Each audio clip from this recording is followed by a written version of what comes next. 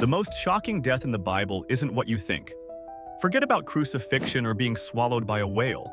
We're talking about a royal queen whose body was literally eaten by wild dogs, leaving behind only her skull, hands, and feet.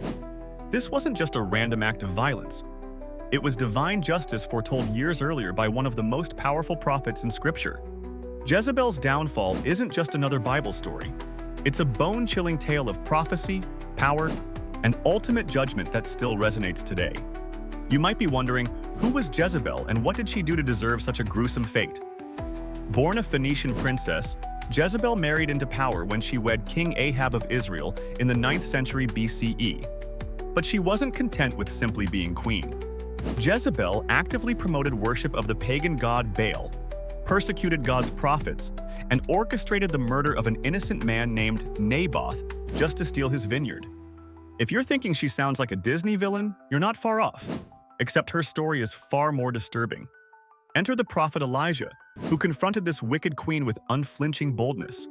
After Jezebel's plot to murder Naboth and steal his property, Elijah delivered God's judgment. The dogs will devour Jezebel by the wall of Jezreel. This wasn't a casual threat or an angry outburst. It was a divine declaration that would hang over Jezebel like a shadow for years to come. And I guarantee the fulfillment of this prophecy is more dramatic than anything you've seen on your favorite crime show. Now, I know what some of you are thinking. Isn't this just ancient hyperbole? Did dogs literally eat her body? The evidence overwhelmingly suggests this was a real historical event. When Jezebel was later thrown from a palace window by servants loyal to the new king Jehu, the biblical account states that her blood splattered on the wall and horses trampled her body. Jehu and his men left her there, and when they later returned to bury her, perhaps out of minimal respect for her royal status, they found only her skull, feet, and hands remaining. Everything else had been consumed by dogs, exactly as Elijah had prophesied. This wasn't just a random coincidence.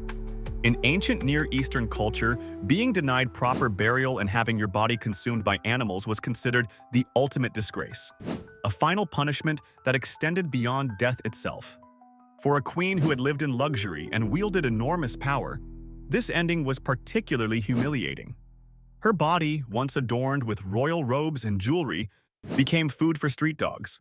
The woman who thought herself untouchable discovered that no one escapes divine justice.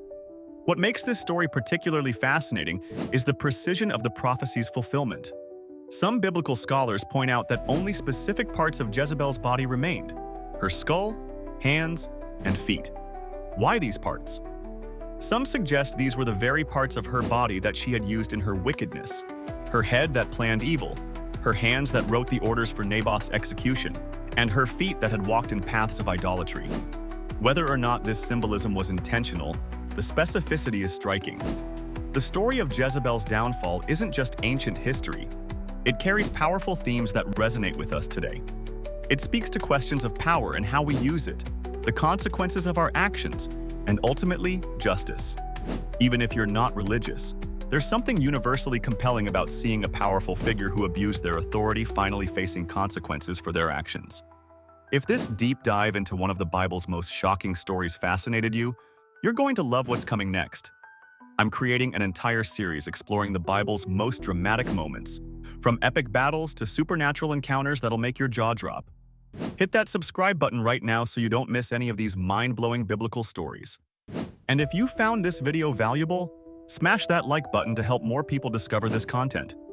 Drop a comment below telling me which biblical story you want me to explore next. I read every single comment. Thanks for watching, and I'll see you in the next one.